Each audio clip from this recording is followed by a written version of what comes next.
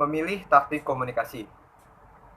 Taktik komunikasi adalah elemen yang terlihat dan terencana strategis. Mereka adalah apa yang dilihat dan dilakukan oleh orang situs web, rilis berita, tur, dan baliho.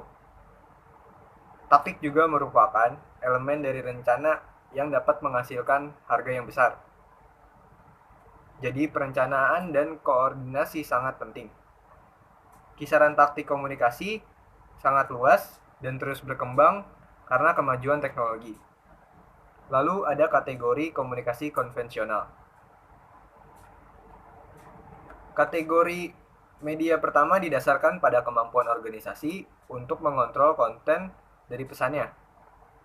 Media yang dikontrol memungkinkan organisasi membentuk berbagai atribut pesan yang terpenting isinya, tetapi juga waktu, presentasi, pengemasan, nada, dan distribusi. Contohnya ada brosur dan video perusahaan. Lalu yang kedua ada kategori kedua media. Menggambarkan hubungan media dengan organisasi. Media internal ada di dalam organisasi dan dengan demikian sejajar dengan sebelumnya. Kalau media eksternal yang ada di luar organisasi dapat dikontrol, seperti media iklan, atau yang tidak terkontrol, seperti media berita. Contohnya ada baliho, surat kabar, dan siaran berita. Lalu yang ketiga, kategori lain ditentukan oleh ukuran dan luasnya audiens yang dituju. Media massa adalah media yang dapat diakses oleh kebanyakan orang. Jadi, mereka adalah media itu sendiri. Bisa dinikmati oleh khalayak luas, seperti jaringan televisi dan pendirian surat kabar harian arus utama. Lalu yang keempat, ada kategori media berikutnya. Juga ditentukan oleh audiensi. Dan sebagian besar terdiri dari publikasi, seperti newsletter, surat kabar, dan majalah. Meskipun itu juga mencangkup beberapa program siaran. Lalu kategorisasi lain ditentukan oleh audiens, terutama dalam hal ketersediaan dan akses. Adalah media publik dan non-publik. Media publik umumnya didapat diakses semua orang. Contoh media publik adalah surat kabar lokal dan komersial. Lalu ada stasiun radio dan juga televisi publik. Lalu yang keenam, kategorisasi akhir media didasarkan pada metode teknis produk media. Media cetak adalah yang melibatkan kata tercetak seperti newsletter, koran, dan majalah. Media elektronik didasarkan pada teknologi yang lebih baru. Selanjutnya ada kategori komunikasi strategis. Kategori komunikasi strategis dibagi menjadi 4. Ada komunikasi antar pribadi, yaitu menawarkan kesempatan tatap muka untuk pribadi keterlibatan dan interaksi. Lalu ada media organisasi, diterbitkan atau diproduksi oleh organisasi yang mengontrol konten pesan serta waktu, pengemasan, dan distribusinya. Lalu ada media berita. Yang ketiga, memberikan kesempatan untuk penyajian pesan organisasi yang kredibel kepada khalayak luas. Yang terakhir ada media periklanan dan promosi. Adalah media yang dikendalikan umumnya eksternal ke organisasi, yang juga menawarkan akses ke banyak audiens. Jadi cangkupnya luas keluar organisasi. Lalu ada teknik komunikasi interpersonal. Dalam disiplin ilmu humas dan komunikasi pemasaran, keduanya bersifat akademis ahli yang mahir dalam konsep dan teori serta ahli profesional dengan pelatihan terapan dan pengalaman praktis. Setuju pada poin penting, yaitu komunikasi interpersonal adalah taktik komunikasi yang paling persuasif. Komunikasi antar pribadi dapat melayani kebutuhan bisnis dan organisasi non-profit. Dalam pertimbangan tentang berbagai alat komunikasi, kemudian metode interpersonal harus mendapatkan perhatian pertama. Mari kita pertimbangkan strategi menggunakan taktik interpersonal dan kemudian kita akan melihat berbagai jenis tatap muka komunikasi yang dapat digunakan untuk tujuan PR. Ada keterlibatan pribadi, pertukaran informasi, dan acara khusus. Selanjutnya yaitu strategi taktik komunikasi interpersonal. Jadi di dalam sebuah strategi taktik komunikasi interpersonal itu terdapat beberapa bagian, antara lain keterlibatan pribadi. Keterlibatan pribadi adalah elemen komunikasi yang kuat baik untuk tujuan tertentu, informasi, pendidikan, persuasi, atau dialog.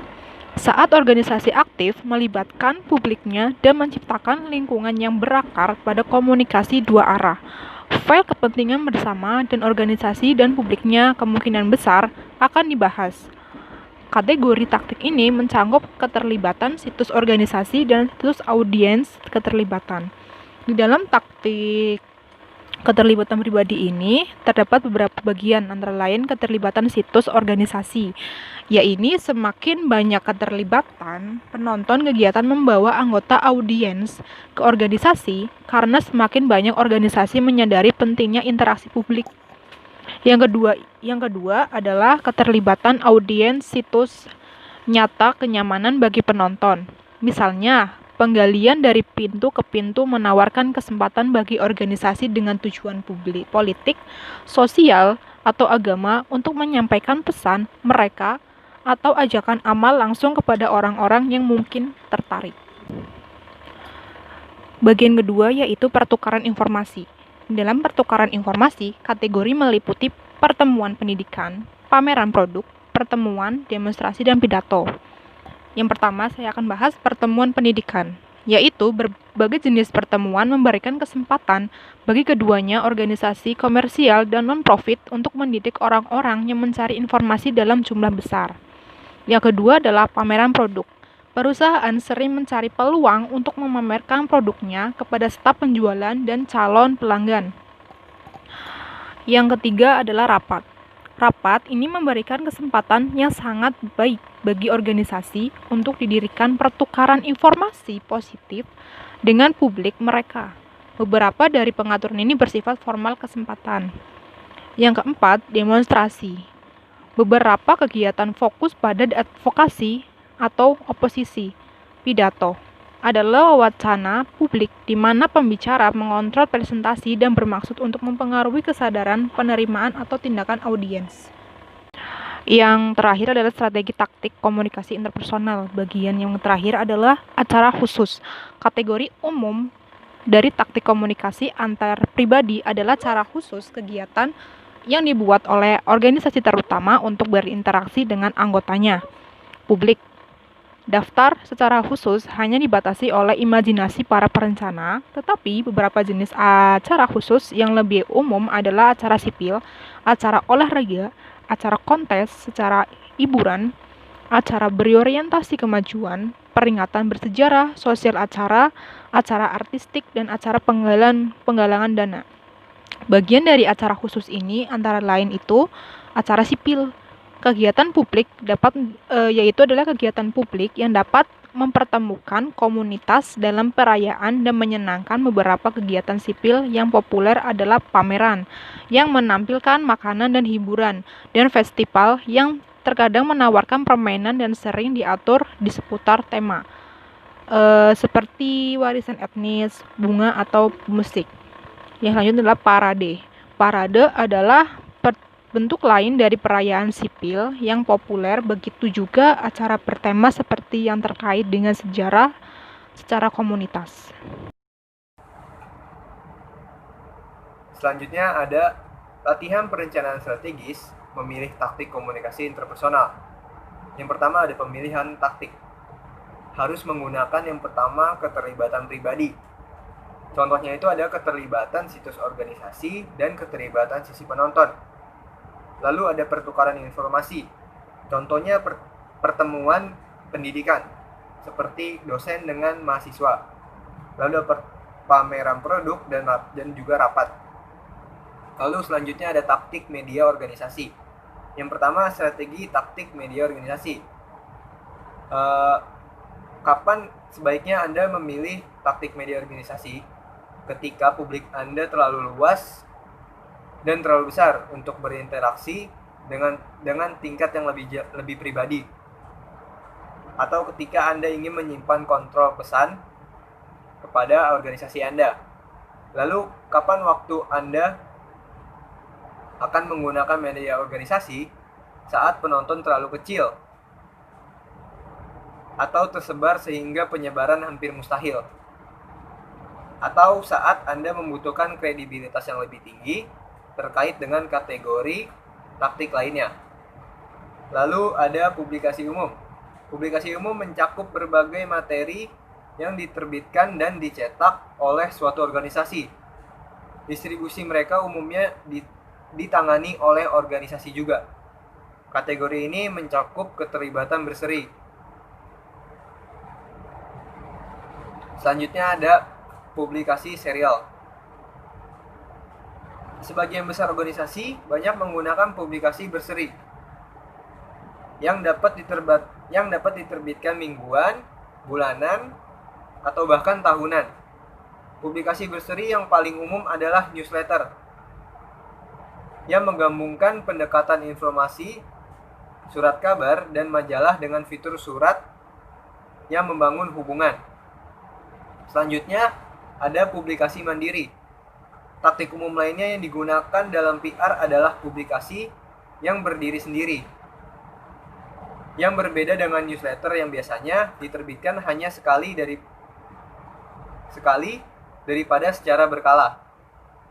Kategori publikasi ini termasuk brosur, yaitu bagian umum yang berdiri sendiri, berurusan dengan topik atau masalah tertentu. Brosur organisasi berfokus pada perekrutan, lini produk atau layanan keanggotaan, sejarah organisasi, atau beberapa aspek lain dari organisasi tersebut. Selanjutnya ada cetak ulang. Salinan artikel yang diterbitkan tentang suatu organisasi atau masalah yang penting bagi organisasi tersebut dapat sangat berguna dalam memenuhi tujuan PR. Cetak ulang adalah artikel yang sebelumnya diterbitkan di surat kabar atau majalah. Dengan menerbitkan cetak ulang, organisasi dapat memperluas jangkauan dan dampak dari publikasi asli, terutama dengan memberikannya kepada publik organisasi. Selanjutnya ada laporan kemajuan. Laporan tahunan adalah jenis laporan kemajuan khusus. Laporan tahunan diperlukan oleh Komisi Sekuritas dan Bursa Federal atau SEC untuk perusahaan Amerika yang menerbitkan saham. Ini bisa berupa pernyataan sederhana dengan informasi yang diperlukan. Selanjutnya ada kit pengguna. Beberapa taktik cetak secara umum disebut kit pengguna, dikaitkan dengan orang-orang yang menggunakan produk atau layanan. Kit atau manual ini seringkali menyertakan informasi latar belakang dan cara penggunaan serta gagasan. Misalnya, perangkat guru memberikan berbagai informasi dan bahan yang dapat digunakan di kelas. Dan yang terakhir ada laporan penelitian. Kadang-kadang ketika organisasi melakukan atau mensponsori penelitian formal tentang suatu masalah yang terkait dengan minat mereka menanggapi informasi tersebut merupakan hak milik, yaitu pribadi dan rahasia. Lagi pula, mereka membayar untuk penelitian tersebut dan mereka mungkin tidak ingin membagikannya kepada pesaing. Selanjutnya ada direct mail. Surat langsung adalah kategori media cetak organisasi yang meskipun mungkin bersifat umum, dapat dialamatkan kepada penerima individu. Potongan surat langsung dapat mencakup memo, surat, kartu pos, undangan, dan juga katalog. Yang pertama, memo. Memo adalah pesan tertulis singkat yang ditujukan kepada individu atau sekelompok orang. Memo umumnya adalah pesan internal ketika dikeluarkan secara eksternal. Biasanya ditujukan kepada orang-orang yang dikenal oleh si pengirim. Selanjutnya ada surat. Pada kategori direct mail, kendaraan yang paling umum adalah surat bisnis, yang umumnya merupakan surat formulir yang ditujukan kepada perorangan. Seringkali ini akan membawa nama sebenarnya dari pembicara, seperti Dear Mary Jones atau Dear Mrs. Jones. Terkadang untuk pengirim sangat besar. Lalu ada kartu pos. Mirip dengan surat, kartu pos umumnya ditujukan kepada individu, biasanya dengan kartu pos atau pakai nama si pengirim, seperti surat pada umumnya. Selanjutnya ada undangan. Organisasi yang mensponsori acara, baik publik maupun pribadi, seringkali mengirimkan undangan formal yang dipersonalisasikan untuk calon peserta dari sebuah acara. Lalu yang terakhir ada katalog. Katalog adalah buku atau brosur yang ditujukan untuk publik konsumen, umumnya dengan inventaris barang yang tersedia untuk dibeli. Meskipun organisasi non-profit dapat menggunakan pendekatan katalog untuk mencantumkan layanan atau program yang tersedia, beberapa jenis katalog dapat dikembangkan. Katalog retail dengan barang dagangan yang tersedia di toko sponsor berupaya menghasilkan lalu lintas konsumen di dalam toko. Lalu yang terakhir ada media cetak lain-lain. Perusahaan yang menggunakan tampilan indeks untuk memberikan visibilitas ke produk atau layanan mereka, karyawan dan pelanggan sama-sama bisa mendapatkan keuntungan dari papan buletin ini yang dipelihara dengan baik atau bisa dibilang iklan. Dan kotak saran adalah peluang bagus bagi organisasi untuk mengumpulkan umpan balik dan masukan dari publik mereka. Taktik tradisional lainnya yang masih bernilai adalah paste stuffer bill insert, yang masing-masing merupakan pesan yang ditempatkan di dalam amplop atau tagihan pembayaran. Selanjutnya, saya akan membahas dari strategi taktik media berita. Dampak pesan yang disajikan oleh media berita dapat dilihat dari dua hal perspektif. Di satu sisi, ada kredibilitas tambahan yang terkait dengan pelaporan berita. Di sisi lain, laporan berita individu jarang mempengaruhi orang-orang yang tidak melakukan sebelumnya tertarik pada topik atau organisasi yang terkait dengan cerita. Itu pelajaran untuk PR. Upayakan publisitas yang baik, tetapi jangan berharap itu berhasil keajaiban. Ingatlah bahwa media berita kabar hanya menawarkan satu set item pada menu taktik komunikasi. Selanjutnya adalah bagian-bagian dari strategi taktik media berita. Yang pertama itu adalah koran atau surat kabar. Adalah publikasi yang membanggakan informasi tercetak terkini. Laporan tentang apa yang terjadi pada hari sebelumnya atau bahkan lebih awal pada hari distribusi mereka. Selanjutnya adalah majalah. Majalah adalah publikasi dengan frekuensi yang lebih rendah dan lebih cepat daripada surat kabar. Waktu prapublikasi mungkin termasuk beberapa hari, bahkan beberapa minggu, dari saat sebuah cerita ditulis sampai majalah tersebut didistribusikan ke pembaca. Selanjutnya, e-zine atau majalah berbasis email merupakan tambahan baru di bidang penerbitan. Selanjutnya, radio. Radio memberikan peluang baik dalam format AM maupun FM. Umumnya AM lebih berorientasi kepada berita, olahraga, dan pembicaraan, sedangkan FM lebih seringkali menyertakan lebih banyak musik untuk mats. Nama saya Dinda Bestari, saya akan melanjutkan penjelasan yang sebelumnya. Selanjutnya ada televisi. Layaknya seperti radio, televisi adalah media komersial atau publik dengan peluang dijangkau audiens melalui stasiun lokal maupun jaringan nasional atau regional. Ketika PR mampu menarik perhatian reporter televisi, maka organisasi dapat menghadapi potensi audiens yang sangat besar.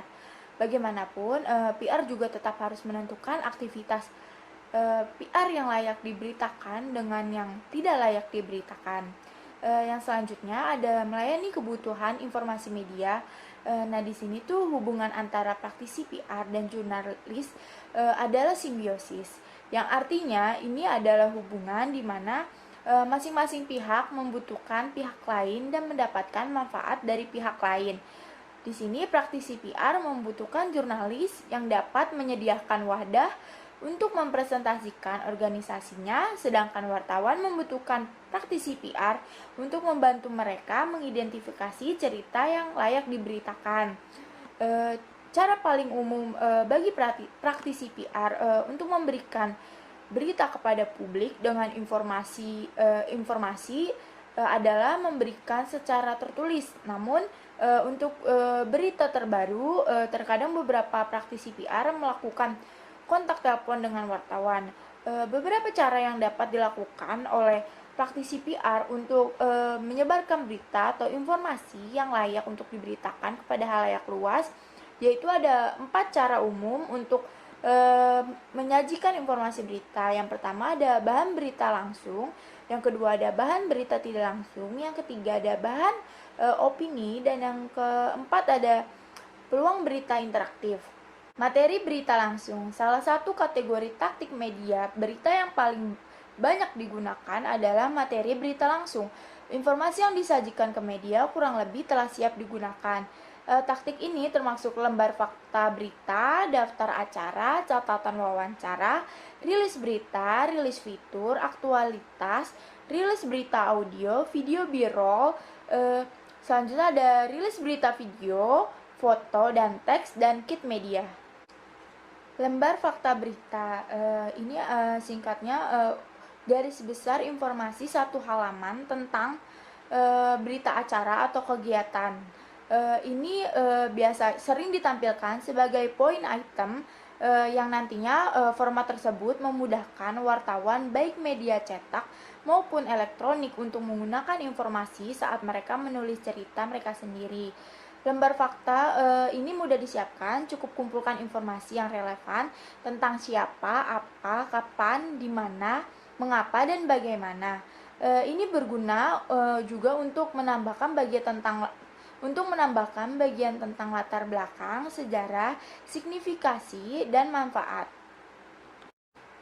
Daftar acara. Daftar acara adalah format informasi lain media cetak atau biasa disebut kalender komunitas. Ini adalah pemberitahuan sederhana yang ada di kebanyakan surat kabar dan majalah yang berisikan tentang kegiatan yang akan datang seperti manfaat, pertemuan, acara hiburan, dan sebagainya. Yang selanjutnya ada catatan wawancara. Catatan wawancara adalah transkrip yang disajikan dalam format jawaban pertanyaan berdasarkan wawancara yang telah dilakukan oleh praktisi PR dengan sumber berita organisasi. Catatan wawancara memungkinkan reporter untuk membangun cerita sesuai keinginan mereka. Nah, bahkan jika mereka melakukan wawancara sendiri, catatan wawancara dapat menghemat waktu dan memberikan mereka informasi untuk dikembangkan kembali. Selanjutnya rilis berita. Rilis berita atau siaran pers adalah andalan hubungan media.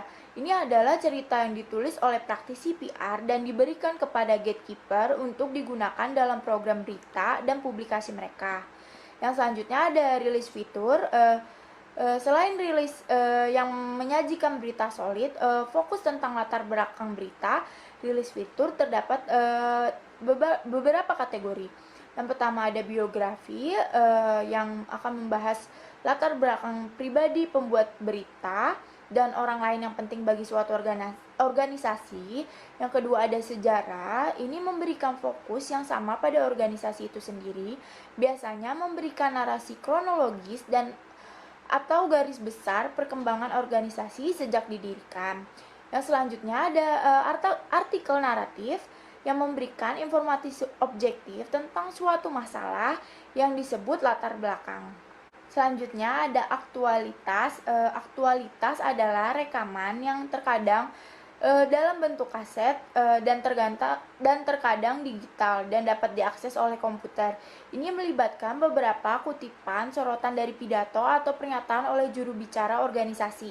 Selanjutnya, rilis berita audio. Rilis berita audio adalah paket berita yang telah diedit penulis PR dan ditawarkan kepada jurnalis radio. Rilis berita audio ini berisikan berita lengkap dengan penyiaran dan soundbite. Selanjutnya ada video B-rolls. Ini adalah pernyataan yang dikutip dan informasi visual lainnya yang disediakan untuk stasiun televisi melalui video B-roll, yang merupakan kaset yang menyediakan serangkaian jepretan video dan cuplikan suara yang belum diedit terkait dengan berita. Selanjutnya, video berita rilis. Video berita rilis adalah paket cerita yang diedit yang diberikan kepada jurnalis televisi oleh orang-orang PR. Video berita rilis ini terkadang digunakan agar lebih mudah mengedit materi yang layak diberitakan. Selanjutnya, foto dan keterangan. Foto-foto dan keterangan yang tertulis menjelaskan orang-orang dan tindakan dalam foto. Ini juga menarik bagi editor surat kabar dan majalah. Selanjutnya ada kit media. Kit media itu sebagian besar materi berita langsung yang dijelaskan di atas dan dapat dikumpulkan bersama-sama dalam kit media. Terkadang disebut paket pers. Ini disajikan kepada wartawan yang menghadiri konferensi pers dan sering disampaikan kepada wartawan undangan yang gagal untuk menghadiri. Kit media ini umumnya mencakup satu atau lebih rilis berita bersama dengan lembar fakta, rilis fitur, foto, dan grafik lainnya. Materi yang selanjutnya, pada poin kedua, materi berita tidak langsung. Selain materi berita langsung yang disebutkan sebelumnya, praktisi PR juga menggunakan beberapa bahan berita tidak langsung untuk berkomunikasi dengan wartawan, editor, dan direktur berita. Ini adalah pesan yang tidak dimaksudkan untuk dipublikasikan, tetapi dimaksudkan untuk menarik perhatian atau menginformasikan ke gatekeeper. Cara umum yang ketiga ada materi opini. Kegiatan taktik lain yang berakar di media berita melibatkan beberapa peluang untuk menggunakan surat kabar, majalah, dan stasiun radio, bahkan televisi untuk menyajikan pendapat organisasi daripada hanya informasi faktual yang menjadi fokus sebagian besar dari taktik berita sebelumnya. Baik dalam situasi proaktif di mana organisasi ingin mengadvokasi posisi tertentu atau ketika secara reaktif berusaha menjelaskan, organisasi seringkali menyadari beberapa keuntungan dengan menghasilkan materi opini. Cara umum yang keempat ada peluang berita interaktif. Kategori terakhir dari aktivitas berita adalah peluang berita interaktif, yaitu peluang komunikasi di mana praktisi PR dan jurnalis berinteraksi satu sama lain. Ini termasuk wawancara berita, konferensi berita, studio wawancara, tur media satelit, dan konferensi editorial. Periklanan dan taktik media promosi. Kategori terakhir dari taktik komunikasi melibatkan media yang berhubungan dengan periklanan dan promosi. Daftar dalam kategori ini mencakup 4 bagian utama. Yang pertama media periklanan cetak, yang kedua media periklanan elektronik, yang ketiga media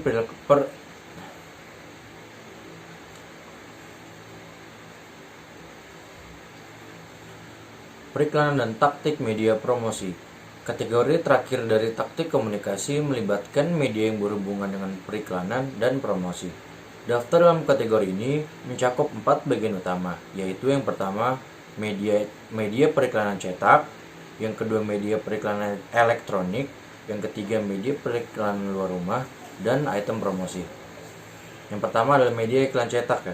Media iklan cetak menjangkau halayak lokal dan lebih luas, dan karena lebih murah daripada alternatif penyiaran, iklan cetak digunakan oleh banyak organisasi. Ada berbagai peluang yang tersedia dalam kategori iklan cetak.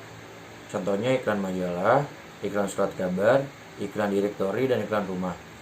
Yang kedua, periklanan media elektronik. Periklanan di radio, televisi, dan media terkait merupakan biaya promosi yang mahal yang juga dapat menarik halayak luas. Pertimbangan kemungkinan-kemungkinan berikut: iklan televisi kabel, iklan radio, dan media komputer. Yang ketiga, periklanan di luar rumah. Di luar rumah berfokus pada beberapa peluang berbeda untuk menyampaikan pesan persuasif kepada publik yang sedang bergerak. sehingga memungkinkan untuk menjangkau orang-orang secara halus. Terkadang iklan itu sendiri bisa menjadi pengalihan yang menarik. Misalnya orang-orang yang menunggu bus, naik kereta bawah tanah, dan duduk di tribun sering memperhatikan iklan-iklan luar seperti poster ruangan, poster arena, papan nama, iklan transit, dan inflatables. Yang keempat adalah barang promosi. Banyak organisasi menambah program periklanan mereka dengan barang promosi. Hadiah bagi pelanggan yang diharapkan organisasi akan menjadi pengingat yang berkelanjutan tentang penyebab produk atau layanannya. Mengemas taktik komunikasi. Praktisi PR mengemas taktik komunikasi dengan mempertimbangkan dalam setiap kategori menu. Praktisi PR perlu mengemas menjadi sebuah rangkaian taktik yang efektif yang nantinya dapat membantu mencapai tujuan. Selanjutnya, berpikir kreatif. Seorang praktisi PR harus mencari cara yang paling sederhana dan cara yang paling logis untuk menyajikan taktik yang tumbuh dari perencanaan. Nanti kita dapat melihat beberapa saran untuk membantu kita untuk memulai. Tetapi pertama-tama kita harus mempertimbangkan pentingnya berpikir kreatif. Saat praktisi PR memutuskan bagaimana mengemas taktik, cobalah untuk terjun ke kerumunan dengan pendekatan inovatif untuk masalah atau peluang yang sedang dihadapi. Yang selanjutnya ada menyatukan program. Di menyatukan program ini, praktisi PR ketika tiba waktunya untuk menyusun program PR atau komunikasi pemasaran, pertama-tama harus meninjau informasi yang dikumpulkan selama fase penelitian program pada step 1, step 2, dan step 3. Pertimbangkan kembali masalah dan tinjau informasi terkait tentang organisasi, lingkungannya, dan persepsi tentangnya. Selanjutnya, periksa berbagai publik dan kita menganalisa tentang mereka. Sekian dari saya, terima kasih.